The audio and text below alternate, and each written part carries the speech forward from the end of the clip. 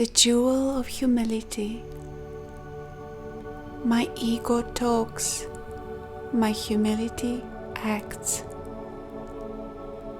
Humility is the real secret of the spiritual life. When we embody humility, we neither underestimate nor overestimate our life. Humility is not a matter of touching the feet of somebody. It is our feeling of consecrated oneness with humanity.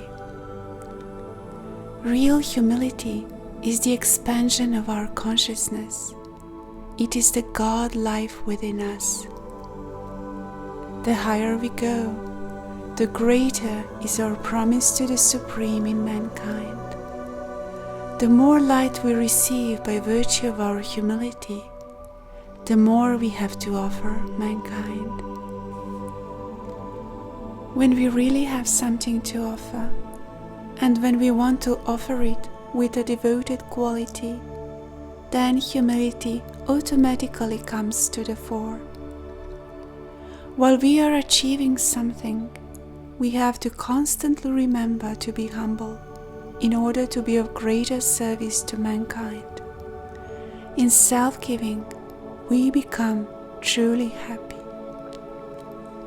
In our human life, when we achieve something, immediately pride, vanity, and many other forces enter into us.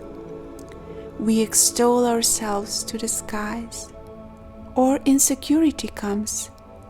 No matter how powerful, how rich, or how wise we are, we do not feel totally secure. But when we practice meditation regularly and devotedly, we get abundant peace, light, and bliss. When we get these qualities, automatically we feel that it is our bounden duty to become inseparably one with the rest of the world. At that time, real humility dawns. Big I, little I. The ego, which is the little I, is extremely limited. It is constantly seeking something other than itself. The very nature of the ego is to be dissatisfied and displeased.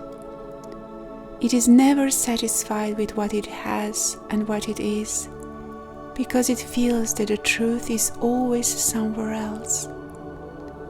The large I, the self, is not seeking anything, for it embodies everything within itself.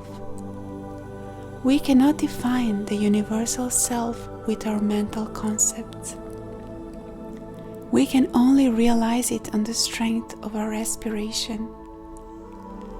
The little I will always make us feel that we as individuals are most important. But if we care only for our own self-perfection and ignore the rest of the world, we are totally lost. Our larger self tells us that we belong to the infinite, the eternal, and the immortal. On the strength of our identification with the Absolute, we care for the full perfection of God's entire creation. Now that you see through your real weakness, volcano pride, you are ready to discover your real strength, oneness, love. Helping or serving? We have to be careful when we use the term help. Let us use the word service instead. When we serve someone, we have humility. But when we feel that we are helping someone, pride, vanity, and ego immediately come forward. When we help, we feel that we have more capacity than someone else, and when we are being helped, we feel that we have less capacity. Inside help, there is a feeling of superiority or inferiority. But when we serve soulfully, there can be no pride, because we do not feel superior. We feel that we are serving the Supreme in others. When we serve, we make the other person feel the Supreme's presence within himself. True service is rendered with humility, and it comes only with true and constant aspiration. If we wish to live in the world and work for the world, our attitude should be one of dedicated service. We have been given a golden opportunity to serve others, and for this we should feel grateful to God. Catching the ego thief. How can we get rid of the ego? Feel that your ego is a thief inside you. When you see a thief, what do? You chase him. If you start chasing your ego, a day will come when you will be able to catch it. It may not happen all at once, but if you know that something is stolen and you have seen the thief, you will continue searching for the culprit. Your search is bound to be rewarded one day. When you catch the ego thief, what will happen? You will immediately be able to transcend it. In the ego's purification and transformation is man's conscious evolution and true satisfaction. Here is another way to conquer the ego. Suppose you are a good singer and you are very proud of your voice. Ask yourself whether you are by far the best singer on earth. Your answer will be no, for there are many who sing far better than you do. If you have studied and become a great scholar, you may feel that you have every reason to be proud. But if you sincerely ask yourself whether you are the greatest scholar on earth, your immediate answer will be no. There are some people who far surpass you in knowledge and wisdom. If you think that you are really beautiful, then just ask yourself sincerely whether you are the most beautiful person in God's creation. Again, the answer will be no. No matter what you are proud of, ask yourself whether there is anybody who is superior to you. You will find that there are many, many people who are far better than you in any aspect of life. Once you are aware of this fact, how can you maintain your pride? If you want to permanently get rid of vanity, ego, and pride, dive deep into the sea of spirituality.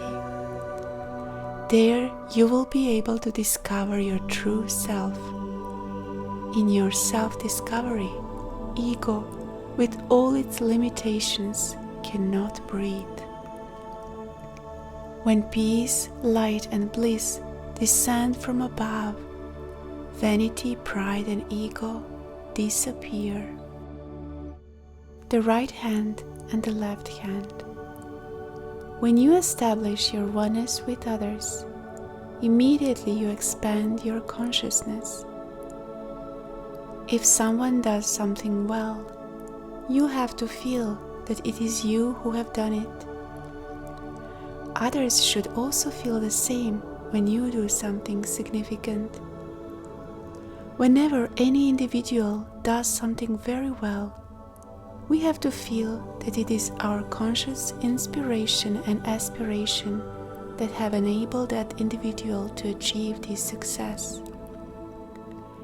If we always have an attitude of teamwork, then we will be able to conquer the ego. Ego comes from separativity. How can there be any ego when we feel our true inner oneness? Where is the consciousness of I, if when I do something you can claim it?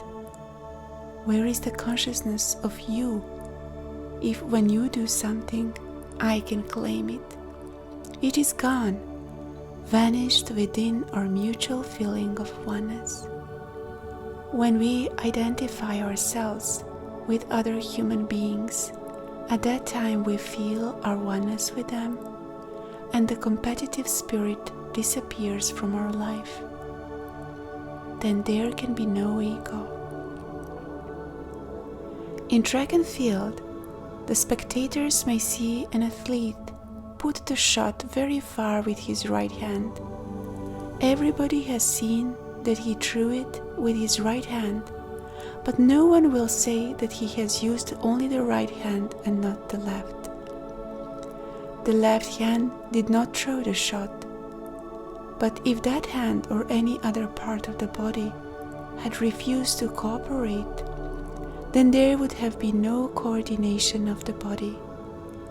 When throwing the shot with the right hand, a counter movement from the left hand and balance from the feet are necessary. My little finger is a part of my body, but I think of my body as a whole, more than I think of the little finger. When I think of the body, automatically the little finger is nourished with the necessary amount of concern, just because it is one with the body as a whole. It does not separate its existence and its consciousness from the rest of the body. If the finger is cut, the whole body will suffer from the pain. When the body is nourished, the little finger maintains its strength or gains strength.